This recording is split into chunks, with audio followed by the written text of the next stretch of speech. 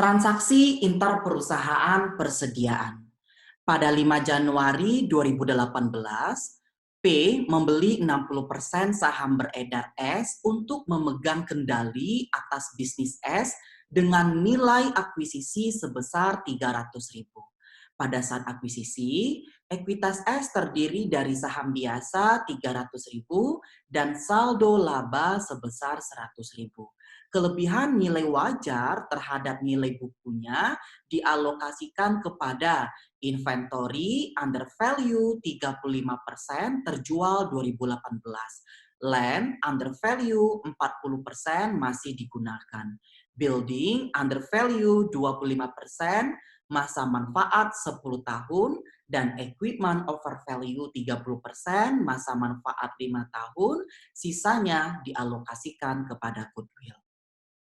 Pada saat akuisisi, saldo laba P adalah 280.000. Net income P, separated income before income from S pada tahun 2018 adalah 300.000. Dan dividennya adalah 150.000. Dividen S tahun 2018 adalah 80.000. Informasi tambahan yang dapat dijadikan pedoman penyusunan laporan konsolidasi yang berakhir 31 Desember 2019 adalah selama 2019 P membeli persediaan dari S dengan harga 500.000. Dalam komposisi persediaan, P juga dengan sistem paket. Dalam komposisi persediaan, P membelinya dari 2 supplier, yaitu S dan pihak lain dengan komposisi 1:1. P menjual produknya juga dengan sistem paket yang berisi 1 produk dari S dan produk dari pihak lain. Sehingga komposisi persediaannya tetap terjaga. Margin yang ditetapkan S untuk penjualan ke P adalah 20% dari nilai jualnya.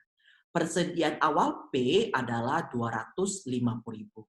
Dari informasi ini, Anda diminta lengkapi akun yang belum ada angkanya, selesaikan kertas kerja konsolidasi, baik menggunakan metode ekuitas maupun metode biaya, dan membuat jurnal penyesuaian dan eliminasi yang diperlukan. Nah, terlampir kertas kerja konsolidasi akhir tahun 2019.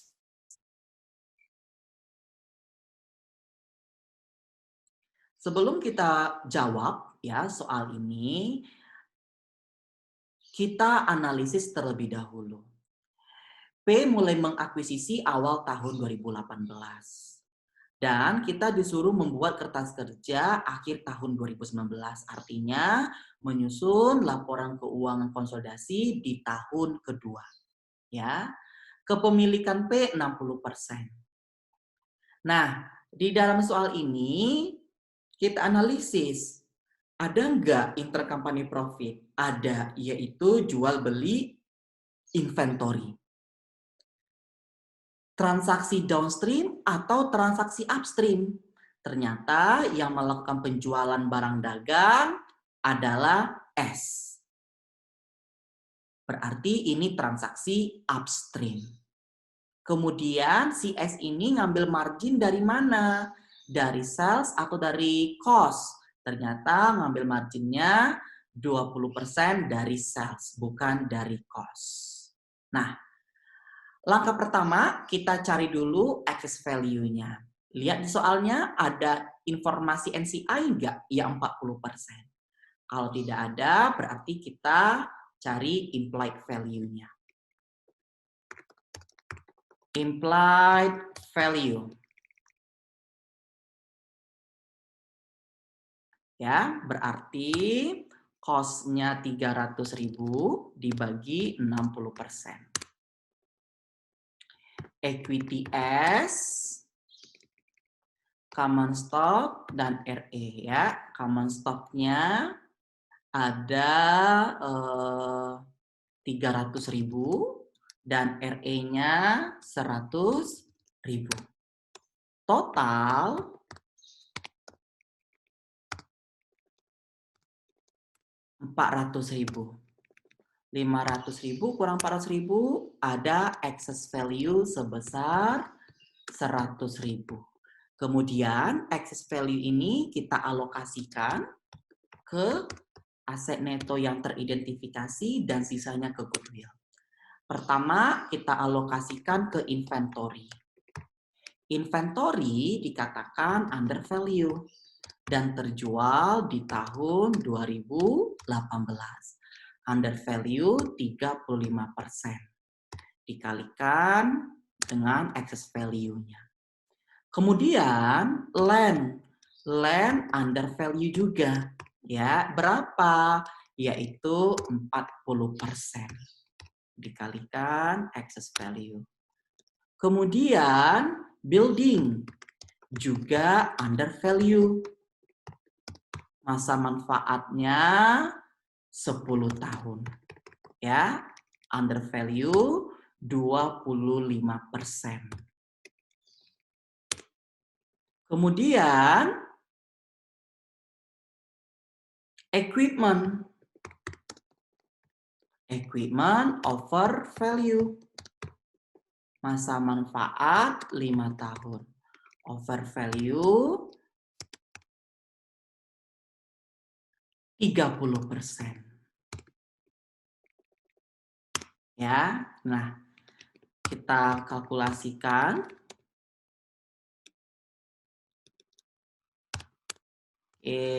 Masih ada sisa dan sisanya dialokasikan ke goodwill sebesar 30.000. Langkah berikutnya kita buat tabel amortisasi supaya mempermudah dalam perhitungan berikutnya.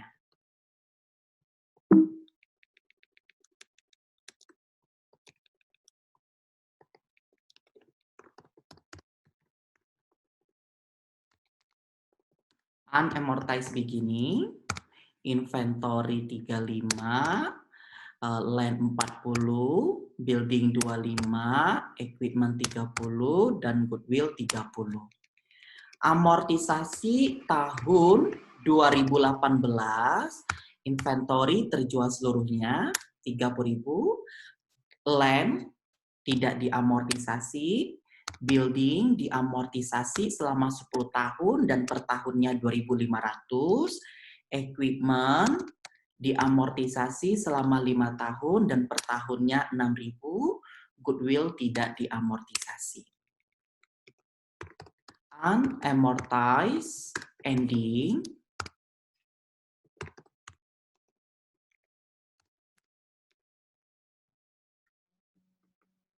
Oke, kemudian amortization 2019,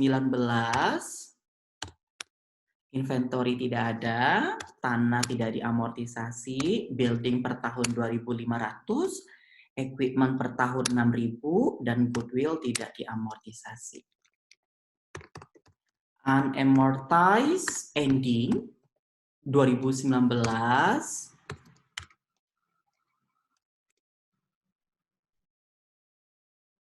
Oke. Totalkan amortisasi 2018 negatif 31.500. Totalkan amortisasi 2019 positif 3.500. Langkah berikutnya kita cari berapa bagian laba S untuk CI dan NCI. Net income, amortization, dan adjusted income. CI 60%, NCI 40%. Net income 2019 kita lihat di kolom S ada 235.000. Amortisasi 2019 3.500.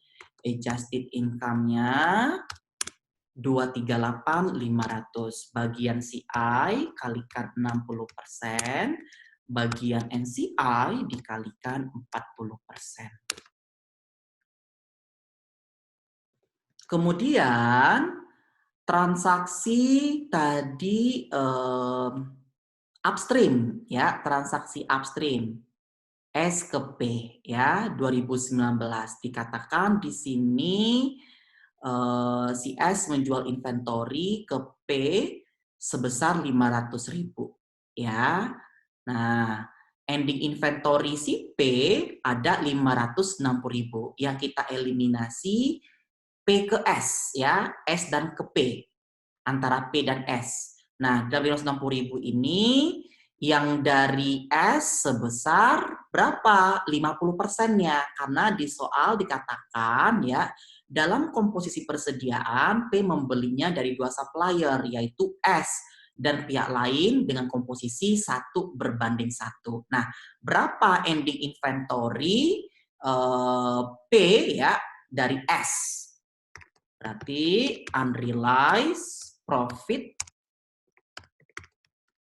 inventory.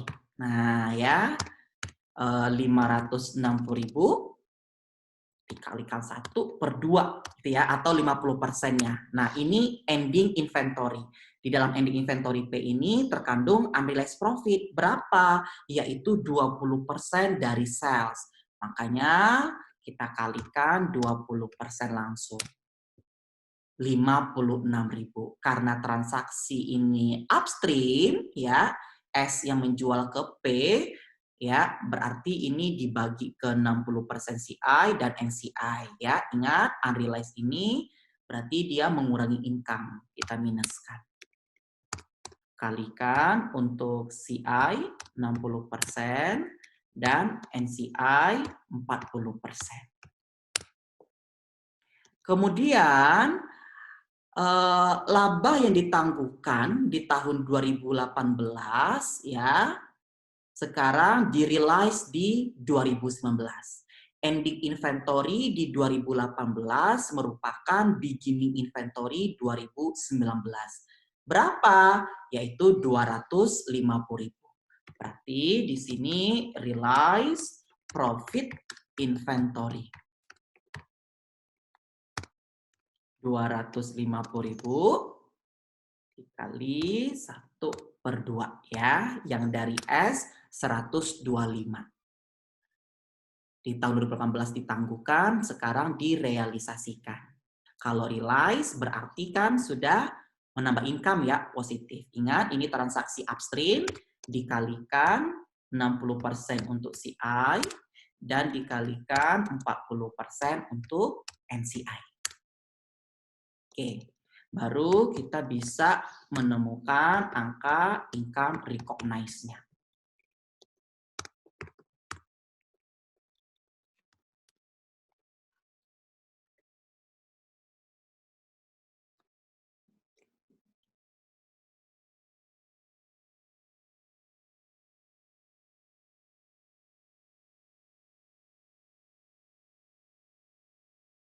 Oke, kita perhatikan dulu, ya, realize profit. Nah, ini sudah profit atau masih ending? Ternyata ini masih ending, ya. Jangan lupa dikalikan 20%. Ya. Jadi yang profitnya 25.000 untuk CI, 60% 15.000 dan NCI 40% 10.000. Nah, inilah income from S-nya 124.500. Kemudian dividen. Dividen S 150.000. Oke, bagian CI dikalikan 60% dan bagian NCI dikalikan 40%. Nah, karena kita menggunakan metode ekuitas, ya, di sini investment in S-nya masih kosong, ya. Kita cari dulu saldo investasi akhir 2019. Kita mulai dari 2018. Investment in S 1 Januari 2018 sebesar perolehannya tadi, ya, yaitu 300.000 Kemudian ditambah income from S 2018, kita belum tahu berapa angkanya, dikurangkan dividen 2018. Nah, kalau kita lihat di soal dividen S 2018 80.000. Nah, berarti kan mengurangi investment kita ya. 80.000 dikali 60%. Ya, 48. Kemudian, nah inilah investment in S 1 Januari 2019 atau ending 2018. Oke, berikutnya 2019 income from S-nya berapa? Yaitu sudah kita cari 124.500. Kemudian dividennya 2019 90.000. Ya, nah inilah investment in S akhir tahun 2019. Oke. Nah, masih kosong informasi ini. Kita cari dulu income from S 2018 ya. Nah, berarti dari net income S 2018 amortization adjusted income ya. Oke. Di sini hanya si A yang 60% saja. Berapa net income S 2018? Nah, di soal hanya diketahui dividen aja, tidak diketahui berapa net income S 2018. Tapi nanti kita bisa cari. Nah, ini kita buat dulu tanda tanya. Ya, amortisasi 2018 tadi udah kita cari 31.500. Adjusted income-nya kita belum bisa ngitung. Nah, 2018 kan ada penjualan S ke P ya kan? Tadi ini ya. 25.000 ini ya, terkandung unrealized profit-nya. Oke, berarti sini unrealized profit inventory ya. Ending 2018. Nah, berarti kan 2018 masih unrealized, 2019 realized ya. Ambil angka yang 25.000 ini. Ya, dari 125.000 terkandung profit sebesar 20%. Oke. Nah, baru kita bisa menemukan income recognize-nya. Oke. Kita cari dulu net income S. Net income S 2018 ya. Kita bisa menggunakan rumus RA statement. RE S 1 Januari 2018 ditambah net income S 2018 dikurangkan dividen S 2018 ketemu RES 31 Desember 2018. Nah, RE beginning-nya kan 100.000 ya. Dividennya tadi 2018 80.000. RE ending-nya berapa? Nah, RE ending 2018 merupakan RE beginning di 2019, yaitu 170. Berapakah net income S? Nah, bisa kita cari dari bawah ya, 170.000 ditambah 80.000 dikurangi 100.000. Ya, jadi 150.000. Oke, pindahkan ke sini untuk mencari income from S-nya. Oke, ketemu adjusted income-nya kalikan 60%. Tadi unrealized profit-nya kalikan 60%. Ya. Nah, inilah income recognized 2018 atau income from S 2018. Pindahkan ke sini 56.100. Nah, Bisa kita hitung saldo investment akhir 2018 ya. 308 100. Investment akhir 2019 bisa kita cari. Yaitu 342 600. Oke. Kemudian ada informasi masih kosong REP beginning 2019 ya. REP 1 Januari 2019. REP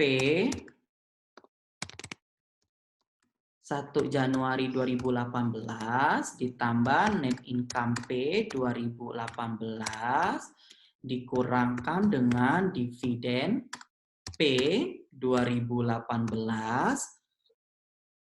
Kemudian karena menggunakan metode ekuitas ada pendapatan dari S, income from S 2018. Nah, inilah REP akhir 2019 atau 1 Januari 2019. Ya. Nah, di soal sudah diketahui berapa RE beginning-nya, yaitu 280.000. Net income-nya berapa sebelum income from S? 300.000. Kemudian dividen P 2018 150.000. Income from S 2018 56 100. Nah, sehingga kita bisa menghitung RE ending P 2019 atau RE beginning P 2019 ya. RE ending P 2018 merupakan RE beginning P 2019. Ya. Dari perhitungan kita sudah selesai. Sekarang kita masuk ke adjustment dan elimination.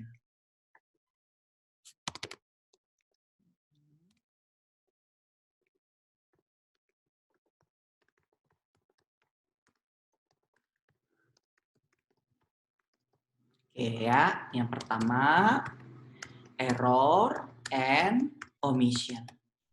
Oke, ada nggak kesalahan atau salah pembukuan di soal ini antara P dan S? Tidak ada ya. Kita buat saja no entry. Yang kedua, intercompany profit ya. Nah, pertama kita eliminasi penjualan dan COGS antara P dan S selama 2019. Nah, di soal diketahui tadi ada penjualan S ke P yaitu 500.000. Berarti sini 500.000. Ya. Kemudian eliminasi unrealized profit ya. COGS pada inventory. Nah, berapa? Ambil angka unrealized profit-nya yang 56. Oke. Berikutnya realize, karena ini kita menggunakan metode ekuitas ya, berarti sini investment in S. Nah, karena transaksinya upstream ya, berarti ada bagian NCI equity. Ya, kreditnya COGS. Berapa? 25.000. Dari 25.000 ini, investment in S-nya kita kalikan 60%. Untuk NCI equity-nya kita kalikan 40%. Oke. Ketiga, karena menggunakan metode ekuitas, income from S and dividend S. Nah, debit income from S, kredit, dividen, kredit, investment in S. Nah, income from S tadi sesuai dengan perhitungan 124.500, dividennya 90.000, investment in S-nya selisihnya. Kemudian yang keempat, NCI share.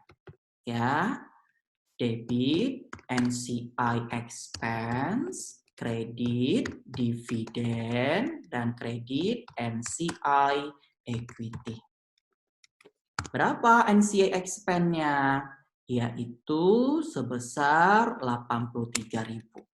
Dividennya 60, NCI equity-nya selisihnya. Ya, 23. Yang kelima, investment in S and equity S. Nah, common stock, RE. Nah, perhatikan di sini. Ini kan tahun kedua ya. Inventory sudah habis. Kita ambil kolom ini. Berarti ada land ya, building, equipment over berarti di kredit ya. Kita goodwill dulu. Nah, baru kreditnya equipment. Kredit lagi investment in S dan NCI equity-nya. Ya, berapa common stock-nya? Sebesar 300.000. RE-nya ingat ya, awal 2019 berarti 170.000 ya. Land-nya 40.000. Building bukan 25.000 tapi 22.500 karena di tahun pertama sudah diamortisasi ya 2.500. Goodwill 30.000. Kemudian equipment bukan 30.000 tapi 24.000 karena tahun pertama sudah diamortisasi 6.000. Nah, investment in S-nya berapa? Oke. Kalikan 60% ya, 323. Sedangkan untuk NCI equity-nya dikalikan 40% ya. Oke, coba kita cek investment-nya. 323 dikurangkan 15.000. 308, 100. 308, 100. Ya, karena ini beginning ya. Oke. Keenam, amortization. Ya. Oke. Lihat yang kolom yang ini. Bukan 2018, tapi 2019. Ya. Building 2.500 under value. Berarti depreciation expense of building pada building sebesar 2.500. Ya. Kemudian equipment over value, debitnya equipment, kreditnya depreciation expense of equipment sebesar 6.000. Ya. Oke, ketujuh, other reciprocal ya. Nah, ada nggak sini utang piutang informasi lebih lanjutnya? Ada nggak dividend payable, dividend receivable di sini? Tidak ada ya. Berarti kita buat no entry. Oke, sekarang kita totalkan.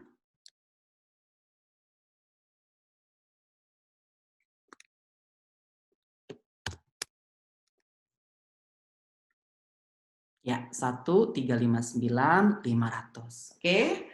Langkah berikutnya kita masukkan adjustment dan elimination ke kertas kerja. Karena menggunakan metode ekuitas, berarti di sini income from S sebesar 124.500. Kita mulai berurutan dari awal. Ya, error and omission tidak ada. Yang kedua, intercompany profit ya. Sales-nya 500.000, COGS-nya 500.000 kredit. COGS debit 56, kreditnya inventory sebesar 56. Kemudian debitnya investment in S sebesar 15.000, NCI equity beginning, ya kita isi dulu sini. NCI equity beginning, NCI equity ending. Nah, tadi beginning-nya di debit sebesar 10.000. Pada COGS di kredit ya, kita jumlahkan aja 25.000. Oke, nomor 2 sudah selesai. Nomor 3, income from S-nya 124.500 pada dividen ya 90.000 dan investment in S di kredit 34.500. Keempat, NCI share di income statement kita buat NCI expand di debit 83, kemudian dividennya 60.000 dan NCI equity ending 23.000. Kelima, investment in S dan equity S ya. Berarti di sini ada common stock 300, kemudian RE beginning 2019 170.000, kemudian land debit 40.000, building debit 22.500, kemudian debit goodwill isi dulu 30.000, kemudian equipment kredit 24.000, investment in S kredit sebesar 323.100 dan NCI equity beginning ya kredit 215.400. Berikutnya amortization, debit depreciation expense of building ya 2.500, kreditnya building 2.500.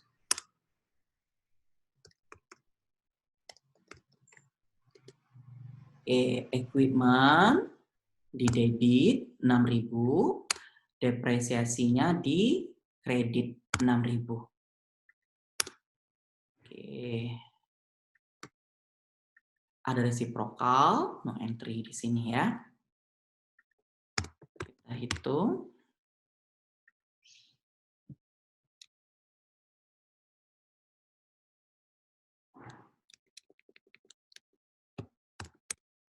Satu 359.500 ya, sama dengan tadi ya adjustment elimination-nya. Sebelum kita konsol ya, kita isi dulu informasi yang ada di P. Untuk menghitung net income dulu ya 5.500, terus RE beginning-nya tadi sudah kita cari ya 486 100, net income pindahkan dari income statement bisa ketemu RE ending 2019, pindahkan ini ke neraca ya 819.600. Kemudian total liability dan ekuitasnya ya 6402.100 pindahkan ke total aset. Oke, investment in S tadi sudah kita cari yaitu 342.600. Nah, di sini bisa kita cari kas-nya dari total aset dikurangkan total aset non kas-nya. Ya, 1.789.500. Oke, semua informasi sudah lengkap. Sekarang kita bisa melakukan konsolidasi. Pertama, income statement. P tambah S kurang debit ditambah kredit. Pastikan income from S-nya 0. Oke, net income-nya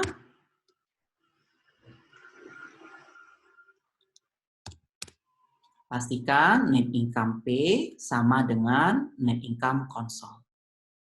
RE beginning 86, net income-nya 533, dividennya 200, kali ini udah habis ya. Oke, RE ending-nya ya pastikan RE beginning P sama dengan RE beginning konsol. RE ending P sama dengan RE ending konsol. Nah, sekarang kita masuk ke SOFP, bagian debit dulu. P tambah S tambah debit kurangi kredit. Pastikan investment in S-nya 0. 323 0 ya. Kita totalkan.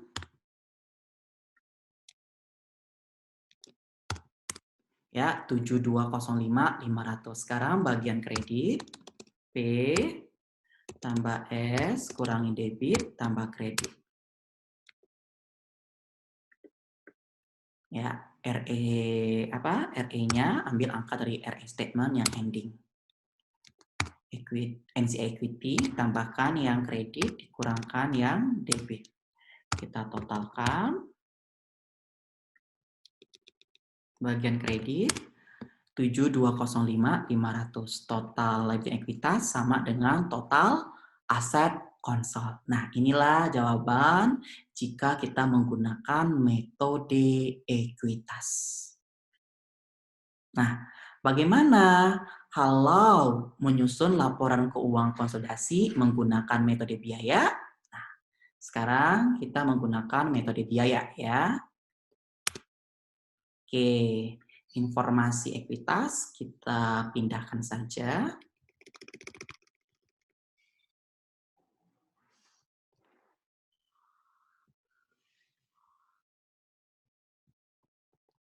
Oke, nah pertama yang bedanya apa dari RE ya? Ini dulu kita hitung perhitungannya. Income from S ganti dengan dividen income ya 2018.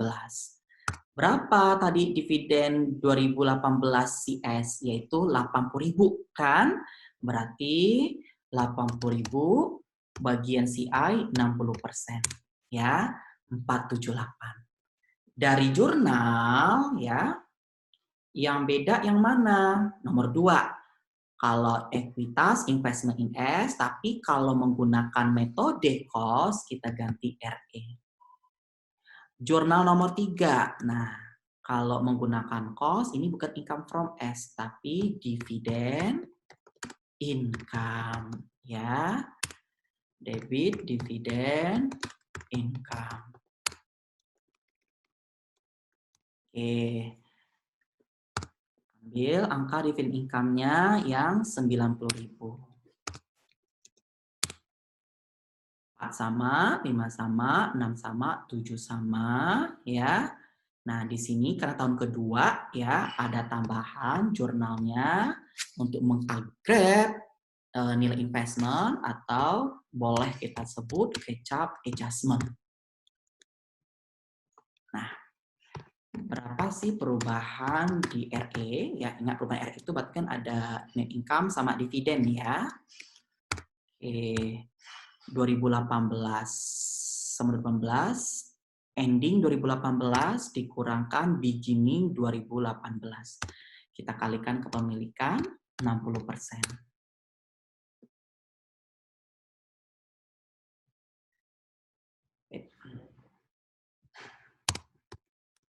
Ya, kemudian amortization 2018 tadi udah kita cari 3.500 dikalikan 60%. Nah, inilah nilai investment yang belum dicatat ya, yang belum di-upgrade. Kita jurnal debit investment in S kredit RE sebesar 23.100. Kita totalkan dari atas. Oke. Sekarang kita masuk ke kertas kerja. Nah, kalau menggunakan metode cost, berarti di sini dividen income. Ya, ambil angka yang 90.000. Oke, kita urutkan dari awal. Era Indonesia tidak ada, intercompany profit, sales-nya 500, COGS-nya 500, kemudian COGS debit 56, inventory sebesar 56. Ya. RE beginning, nah RE ya di sini 15, NCI equity, sini kita buat dulu NCI equity beginning dan NCI equity ending. Ya. Nah, tadi beginning-nya 10.000 dan COGS-nya dikredit sebesar 25.000. Ketiga, dividen income 90.000 pada dividen ya, 90.000. 4, NCI share di income statement kita buat NCI expense sebesar 83.000, dividen 60.000 dan NCI equity ending-nya 23. Kemudian yang kelima, investment in S dan equity S, common stock 300, ya. Kemudian RE-nya 170, ya kan? Land debit 40.000, building debit 22.500, goodwill-nya kita buat dulu akunnya. Debit 30.000 ya, kemudian equipment kredit 24, investment in S-nya 323.100 dan NCI equity beginning di kredit 215.400. Amortisasi depreciation expense building 2.500, kemudian pada building kredit 2.500, equipment debit 6.000, dan depreciation expense of equipment kredit 6.000. Oke, ada atau tidak ada? Kecap, debitnya investment in S sebesar 23.100, kemudian RE ending, ya, RE beginning kredit 23.100. Kita cek ya debit dan kreditnya.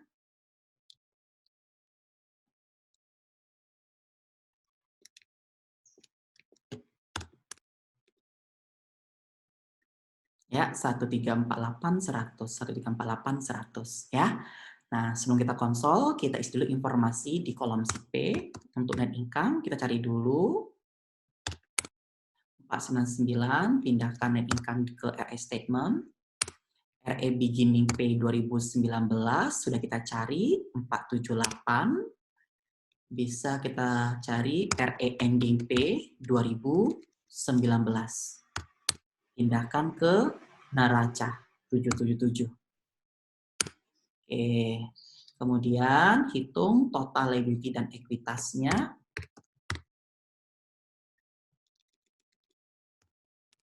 Ya, total asetnya sama dengan ekuitas 6356 359.500. Kemudian investment in S-nya karena kita menggunakan metode cost ya, berarti sebesar perolehannya. Nah, tadi berapa? 300.000 ya, kita beli. Oke, 300.000.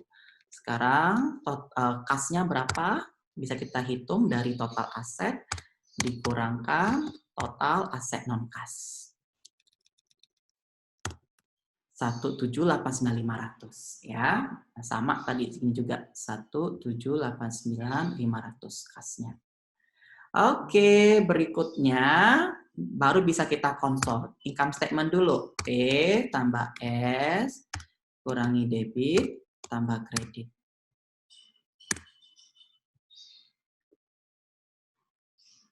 Pastikan dividen income-nya 0 ya. Oke, net income-nya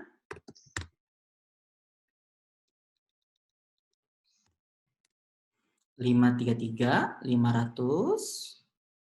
Kemudian di RS statement-nya P tambah S kurangi debit tambah kredit. Net income-nya ambil dari income statement. Kemudian dividennya 200 dan ketemu RE ending-nya konsol sebesar 819. Ya, bagian SOFP di debit P tambah S tambah debit kurangi kredit. Pastikan investment in S-nya 0. Ya, total asetnya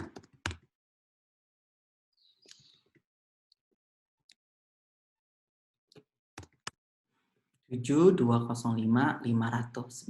Bagian kredit, P tambah S kurangi debit tambah kredit. RE-nya ambil dari RE statement, ending 819, NCA equity-nya dijumlahkan, yang kredit dikurangkan yang debit. Kita totalkan liability dan ekuitasnya 7.205.500. Oke, metode ekuitas 7.205.500. Kesimpulan yang bisa kita tarik, baik menggunakan metode cost atau metode ekuitas akan menghasilkan angka yang sama di laporan konsolidasi. Demikian pembahasan soal. Terima kasih.